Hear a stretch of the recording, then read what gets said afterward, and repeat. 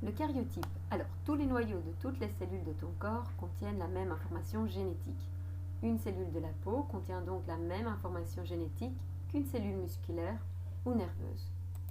Petit rappel, donc on a bien dit que ton corps, donc ton organisme, est formé de plusieurs appareils. Ces appareils sont formés d'un ensemble d'organes qui eux-mêmes sont formés d'un ensemble de tissus qui eux-mêmes sont formés de cellules. Donc ça veut dire que tous les tissus, organes, appareils et donc ton organisme sont faits de cellules. Donc du moindre petit bout de peau qui se trouve sur ton corps, aux cellules de tes yeux ou les cellules nerveuses, etc. Donc effectivement, on va avoir des cellules. Dans la cellule, on va retrouver le noyau. Et dans chaque noyau, on va retrouver donc l'information ici génétique. On n'oublie pas donc que l'information génétique, eh bien, lors d'une certaine division cellulaire, donc on a vu la mitose et la méiose, eh bien, à certaines phases, on va voir l'apparition donc des chromosomes.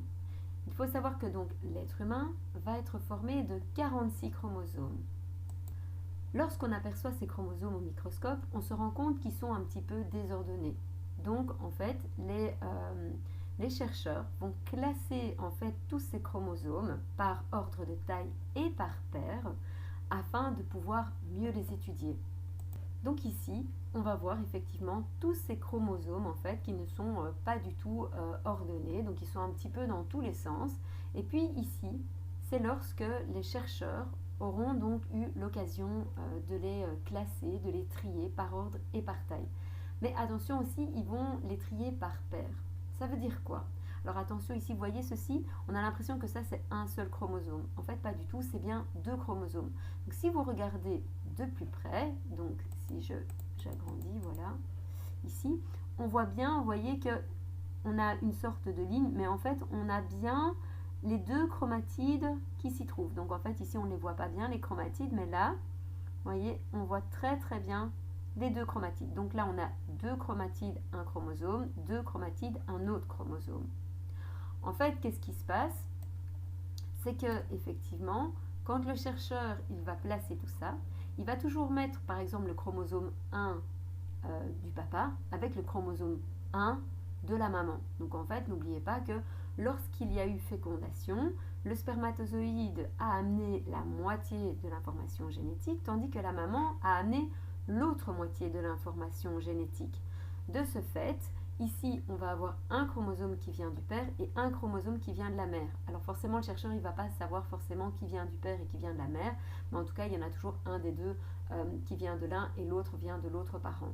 Alors ça, c'est important. Pourquoi? Parce que effectivement, par exemple, si on prend les yeux, la couleur des yeux, eh bien, effectivement, il faut savoir que sur la paire ici 19, on va avoir par exemple la couleur des yeux. Donc en fait, par exemple, papa va coder pour les yeux bleus par exemple, maman va coder pour les yeux bleus, l'enfant aura des yeux bleus. Donc ça c'est une question d'allèle qu'on verra donc après.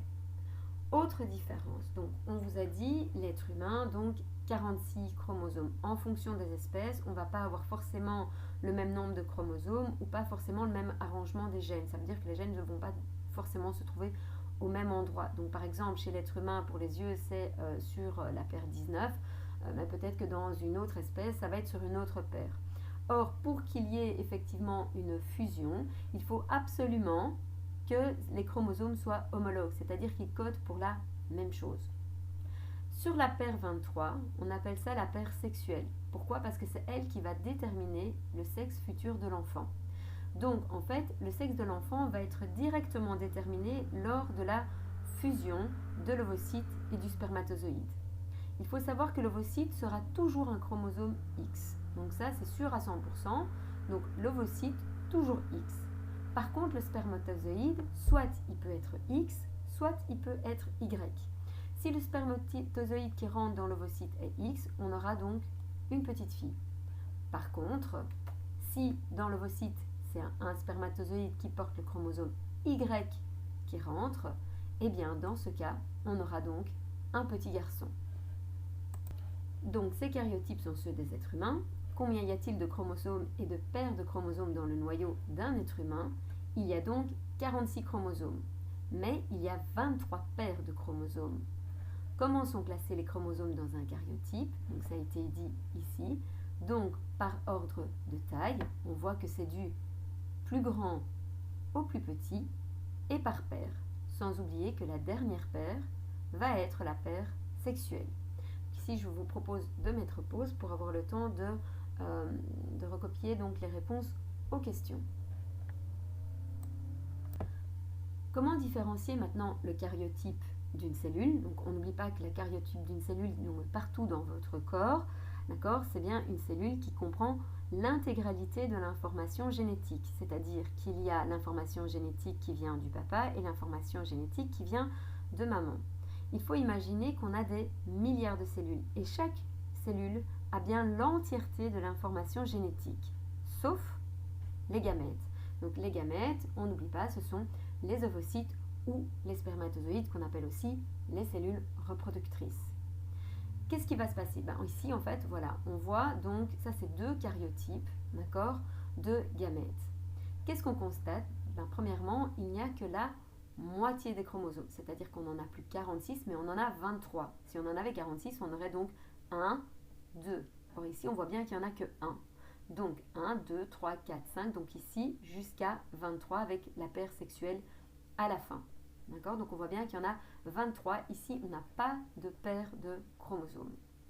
Même chose ici, donc qui est un autre karyotype, avec également sa paire sexuelle à la fin. Qu'est-ce qu'on peut constater comme différence? C'est que la paire sexuelle n'est pas la même. Donc ici, on a un gamète qui va porter effectivement le chromosome X, tandis qu'ici, on a un gamète qui va porter le chromosome Y. Alors, comment distinguer si c'est un ovocyte ou un spermatozoïde?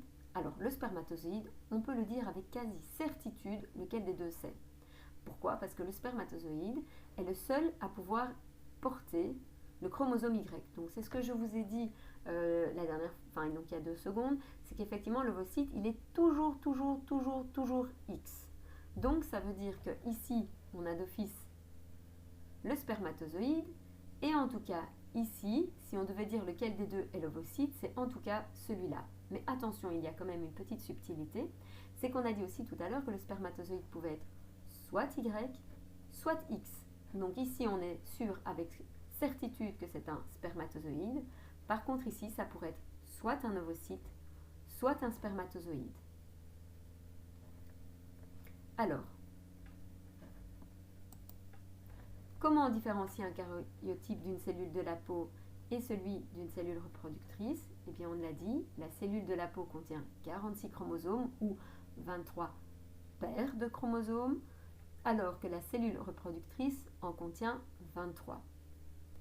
Quels sont les karyotypes de l'ovocyte et du spermatozoïde? Et justifier tes réponses. Donc, on a dit le karyotype de l'ovocyte est uniquement celui comprenant le chromosome X, donc le A, car l'ovocyte, il est toujours X.